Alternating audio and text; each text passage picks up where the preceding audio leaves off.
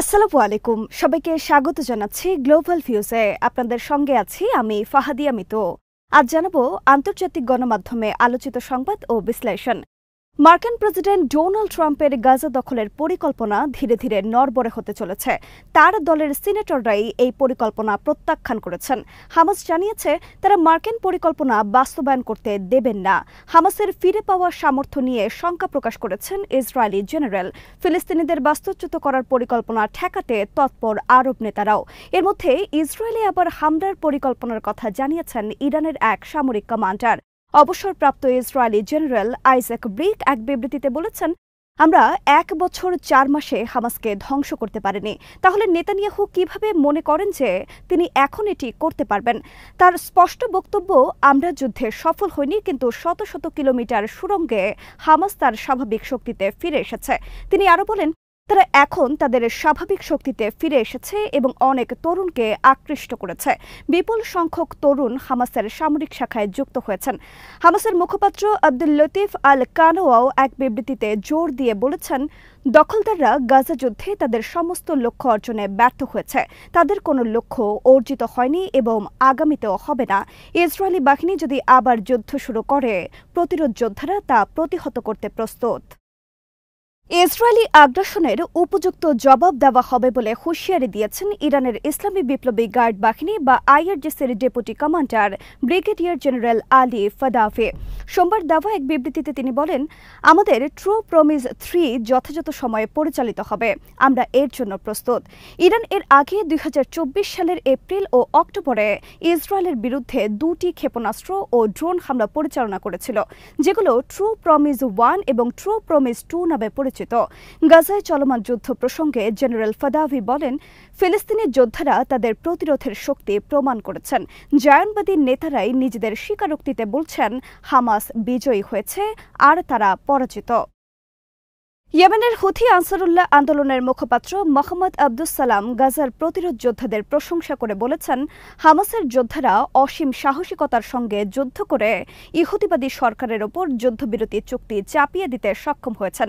তিনি হুঁশিয়ারি উচ্চারণ করে বলেন, গাজা পরিস্থিতির ওপর ইয়েমেন গভীর দৃষ্টি রাখছে।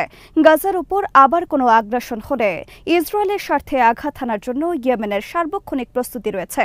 ভারত মহাসাগর বিষয়ক সম্মেলনে অংশগ্রহণ করতে ওমান সফররত ইরানি পররাষ্ট্রমন্ত্রী সৈয়দ আব্বাস আরাকচির সঙ্গে সোমবার মাস্কাটে আনসারুল্লাহ আন্দোলনের একটি প্রতিনিধি দলের এক বৈঠকে এই মন্তব্য করেন আব্দুস সালাম। এ সময় ইরানের পররাষ্ট্রমন্ত্রী বলেন, গাজা যুদ্ধে ফিলিস্তিনি জনগণ ও প্রতিরোধ যোদ্ধাদের বিজয়ে ইয়েমেন অত্যন্ত গুরুত্বপূর্ণ ভূমিকা পালন করেছে। তিনি বলেন, হামাস বিজয়ী হয়েছে বলেই ইসরায়েল গাজায় যুদ্ধবিরতি মেনে নিতে বাধ্য হয়েছে। গাজার উপর ভয়াবহ ইসরায়েলি আগ্রাসনের সময় ফিলিস্তিনের সমর্থনে ইয়েমেনের সরকার ও জনগণ যে সংহতি প্রদর্শন করেছে তাকে নজিরবিহীন বলে মন্তব্য করেন ইরানের পররাষ্ট্রমন্ত্রী। তিনি ইয়েমেনের সার্বভৌমত্ব ও ভৌগোলিক অখণ্ডতার প্রতি ইরানের সর্বাত্মক সমর্থনের কথা উল্লেখ করে বলেন, ইয়েমেনের স্থিতিশীলতা ও নিরাপত্তার ওপর পশ্চিমা এশিয়া অঞ্চলের সার্বিক নিরাপত্তা ও টেকসই উন্নয়নের বিষয়টি নির্ভর করছে। ইয়েমেনের জনগণের প্রতি ইরানের দৃঢ় সমর্থন অব্যাহত থাকবে বলে নিশ্চিত করেন আরাকচি।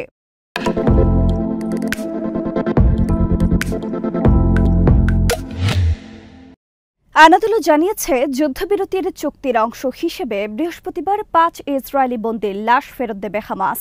এসব লাশ গ্রহণের প্রস্তুতি নিচ্ছে ইসরায়েল। চুক্তিতে বলা আছে, যুদ্ধবিরতি শুরু হওয়ার 33তম দিনে মৃত জিম্মিদের লাশ ফেরত দেওয়া হবে, আর ওই 33তম দিনটি বৃহস্পতিবার। খবরে বলা হয়, এই 5 বন্দী হামাসের কাছে থাকা অবস্থায় মারা যান। তবে তারা কিভাবে মারা গেছেন সেটি জানানো হয়নি।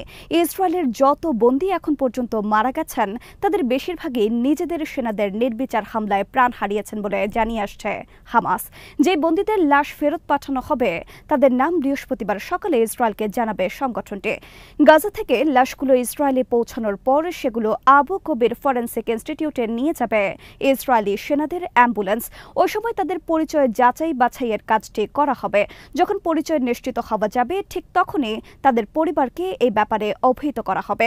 আনাদোলু 5 বন্দীর লাশ ফেরতের কথা বললেও ইসরায়েলি সংবাদ মাধ্যম ওয়াল্লা নিউজ জানিয়েছে ওই দিন 4টি লাশ ফেরত দেওয়া হবে। ইসরায়েলি প্রধানমন্ত্রীর দপ্তর এখনও এই ব্যাপারে কোনো মন্তব্য করেনি। বৃহস্পতিবার ওই বন্দীদের লাশ পাঠানোর পর শনিবার 3 জীবিত বন্দীকে মুক্তি দেবে হামাস। ব্রিটিশ পার্লামেন্টের 60 জনেরও বেশি সদস্য এবং রাজনৈতিক ব্যক্তিত্ব ইসরায়েলের অবৈধ বসতিতে উৎপাদিত পণ্য আমদানির ওপর নিষেধাজ্ঞা আরোপের দাবি জানিয়েছেন। তারা পররাষ্ট্রমন্ত্রী ডেভিড ল্যামি এবং বাণিজ্য মন্ত্রী জোনাথন রেন্ডসকে লেখা এক খোলা চিঠিতে এই দাবি জানান। এতে তারা গাজায় ইসরায়েল সরকারের গণহত্যামূলক যুদ্ধ এবং পশ্চিম তীরে চলমান নৃশংসতার কারণে পণ্য আমদানির ওপর নিষেধাজ্ঞা আরোপের আহ্বান জানান। এসব সংসদ সদস্য ইসরায়েলি বসতি স্থাপন করা অঞ্চল থেকে অলিভ অয়েল, মদ, খেজুর, কমলা ও অন্যান্য পণ্য আমদানি বন্ধ করতে চান। চিঠিতে স্বাক্ষরকারীদের মধ্যে রয়েছেন Lord Bishop of Gloucester, Kit Malthouse, Baroness Warsi, Lord Peter Hain, Carla Denyer, Ben Lake, Plaid Cymru, Alistair Carmichael ও ব্রেন্টন ওহার মতো ব্যক্তিরা।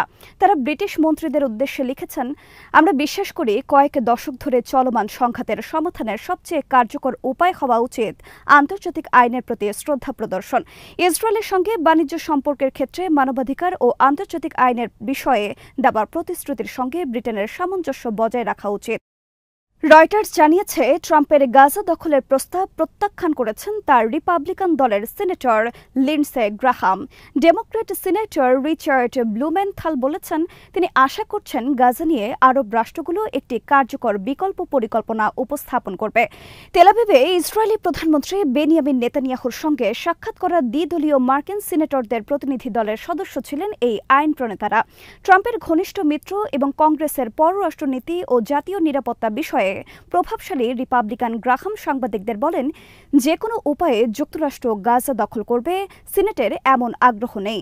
আর ব্লুমেনথাল ট্রাম্পের পরিকল্পনাকে অসম্ভব বলে সরাসরি খারিজ করেছেন।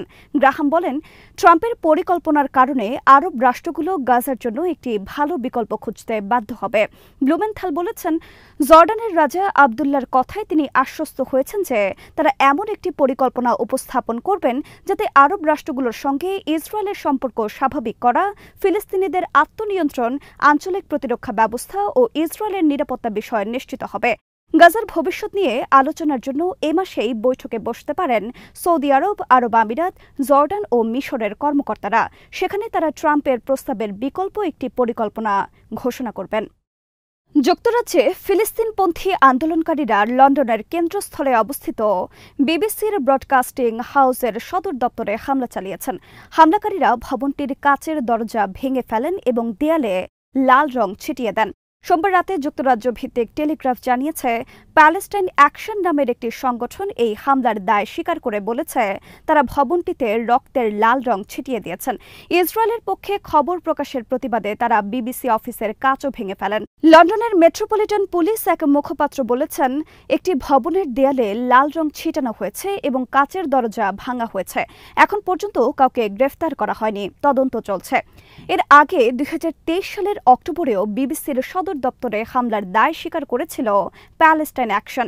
তাদের অভিযোগ, বিবিসি ইসরায়েল হামাস যুদ্ধের খবর কাভার করার ক্ষেত্রে পক্ষপাতমূলক আচরণ করছে। সোমবার এক বিবৃতিতে সংগঠনটি বলেছে, এই পক্ষপাত দুষ্ট সাংবাদিকতা শুধু খারাপ রিপোর্টিং নয়, এটি জীবন মৃত্যুর বিষয়। ভারতের কেরালা রাজ্যের পালাক্কাড় জেলার ত্রিথালা এলাকায় এক মসজিদের ওরস শরীফ চলাকালে হামাস নেতা ইসমাইল হানিয়া, ইয়াহিয়া সিনওয়ার এবং হিজবুল্লাহর প্রধান হাসান নাসরুল্লাহর পোস্টার দেখা গেছে। ভারতের ক্ষমতাসীন দল বিজেপির অভিযোগ, রাজ্যের সরকার উগ্রপন্থীদের প্রতি সহানুভূতিশীল, তাই এই ধরনের ঘটনা ঘটেছে। বিজেপির তেলেঙ্গানা শাখার মুখপাত্র তুল্লা বীরেন্দর গৌড় আক্ষেপ করে বলেছেন, এটি অবিশ্বাস্য হলেও আশ্চর্যজনক নয়। কেরালা এমন একটি স্থানে পরিণত হয়েছে যেখানে হামাস ও হিজবুল্লাহ নেতাদের পোস্টার প্রকাশ্যে প্রদর্শিত হয় আর রাজ্য সরকার কিছুই করে না। বিজেপির জাতীয় মিডিয়া প্যানেলিস্ট চারু প্রজ্ঞা কেরালার মুখ্যমন্ত্রী পিনারাই বিজয়নকে এই জন্য দায়ী করে বলেন, প্রকাশ্যে হামাস নেতাদের ছবি প্রদর্শন করে গৌরব প্রকাশ করা হচ্ছে। সিপিআইএম সরকার এই নিয়ে নীরব। তাদের এই নীরবতা হামাস হিজবুল্লাহর প্রতি সমর্থনের ইঙ্গিত দেয়। ভারত সরকার এখনও আনুষ্ঠানিকভাবে হামাসকে সন্ত্রাসী সংগঠন হিসেবে ঘোষণা করেনি। তবে 2023 সালের 7 অক্টোবর ইসরায়েলে হামাসের হামলার তীব্র নিন্দা জানিয়েছিল দেশটির পররাষ্ট্র মন্ত্রণালয়। লেবাননের দক্ষিণাঞ্চলে ইসরায়েলি বাহিনীর ড্রোন হামলায় নিজেদের একজন সিনিয়র কমান্ডার নিহত হওয়ার বিষয় নিশ্চিত করেছে হামাসের সামরিক শাখা আল কাসাম ব্রিগেডস। সোমবার এক বিবৃতিতে তারা জানিয়েছে, দক্ষিণ লেবাননের ভূমধ্যসাগর উপকূলীয় শহর সিডনে এক বিমান হামলায় তাদের কমান্ডার মোহাম্মদ শাহিন নিহত হন। বিবৃতিতে ইসরায়েল বিরোধী সংগ্রামে তার অসামান্য অবদান কৃতজ্ঞতার সঙ্গে স্মরণ করা হয়। এতে বলা হয়, 2023 সালের 7 অক্টোবর ইসরায়েলের বিরুদ্ধে আল আকসা ফ্লাড নামে যে আকস্মিক ও বিশাল অভিযান চালানো হয় তাতে মোহাম্মদ শাহিন গুরুত্বপূর্ণ ভূমিকা পালন করেন। সে সঙ্গে বিগত 16 মাসের গাজা যুদ্ধেও তিনি বিভিন্নভাবে অংশগ্রহণ করেন। এর আগে সোমবার ইসরায়েলের সেনাবাহিনী ও গোয়েন্দা বাহিনী শিনবেত এক যৌথ বিবৃতিতে জানায়, তারা লেবাননে হামাসের অপারেশনস ডিপার্টমেন্টের প্রধান মোহাম্মদ শাহিনকে হত্যা করেছে। তারা দাবি করে, শাহিন লেবানন থেকে ইসরায়েলিদের বিরুদ্ধে হামলা চালানোর পরিকল্পনা করছিলেন। ইসরায়েলি বাহিনী আরও বলেছে, লেবানন থেকে ইসরায়েলি চালানো রকেট হামলাগুলোতে শাহিন উল্লেখযোগ্য ভূমিকা পালন করেছেন। ইসরায়েলি প্রধানমন্ত্রী বেনিয়ামিন নেতানিয়াহু সোমবার এক বিবৃতিতে বলেছেন, একটি ভিন্ন গাজা তৈরির জন্য মার্কিন প্রেসিডেন্ট ডোনাল্ড ট্রাম্পের পরিকল্পনার প্রতি আমি প্রতিশ্রুতিবদ্ধ। তিনি বলেন, 15 মাসের যুদ্ধ শেষে হামাস বা ফিলিস্তিনি কর্তৃপক্ষ কেউ এই উপত্যকা পরিচালনা করবে না। এর আগে জেরুজালেমে মার্কিন পররাষ্ট্রমন্ত্রী মার্কো রুবিওর সঙ্গে এক বৈঠকে গাজার ভবিষ্যৎ নিয়ে ট্রাম্পের দৃষ্টিভঙ্গির প্রশংসা করেন নেতানিয়াহু। এর একদিন পরই তিনি এই মন্তব্য করলেন।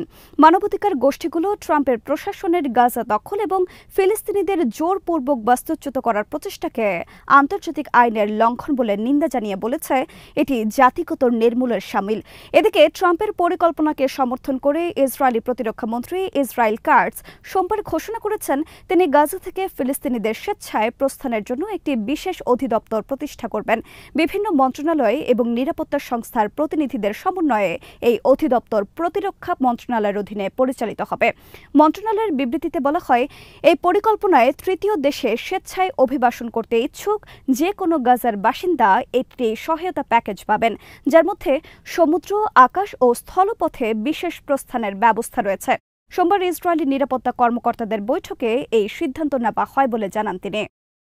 লেবানিজ নিউজ এজেন্সি জানিয়েছে, মঙ্গলবার সকালে দক্ষিণ লেবাননের কয়েকটি শহর ও গ্রাম থেকে সেনা প্রত্যাহার করে নিয়েছে ইসরায়েল। সেখানে লেবানিজ সেনা এবং জাতিসংঘ বাহিনী মোতায়েন করা হয়েছে।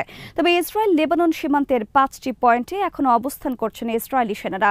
যেসব জায়গা থেকে দখলদার সেনারা চলে গেছেন সেগুলো হল ইয়ারুন, মারুন আল রাশ, ব্লিদা, মেইস আল জাবাল, হুলা, মারকাবা, ওদাইসা, কফারকিলা ও ওয়াজানি। মুক্ত শহরগুলোতে সঙ্গে সঙ্গে লেবানিজ সেনা এবং ইউনিফিল বাহিনী মোতায়েন করা হয়। তারা সেখান থেকে বিভিন্ন ব্যারিয়ার এবং অবিস্ফোরিত বস্তু এবং শেল পরিষ্কারের কাজ শুরু করেন। নিরীক্ষা কাজ সম্পূর্ণ হবার আগে ইসরায়েলি সামরিক বাহিনী ছেড়ে যাওয়া এলাকাগুলোতে জনগণকে প্রবেশ করতে বারণ করেছেন লেবানিজ কর্মকর্তারা। যুদ্ধবিরতি চুক্তির বর্ধিত সময়সীমা অনুযায়ী ইসরায়েলি সেনাদের 18 ফেব্রুয়ারির মধ্যে দক্ষিণ লেবানন ছাড়ার কথা। আজ এখানেই শেষ করছি। সবাই ভালো থাকুন, সুস্থ থাকুন আর দেখতে থাকুন বিডিভিউজ। চ্যানেলটি ভালো লাগলে সাবস্ক্রাইব করুন, সংযুক্ত থাকুন আমাদের ফেসবুক পেজে। আল্লাহ হাফেজ।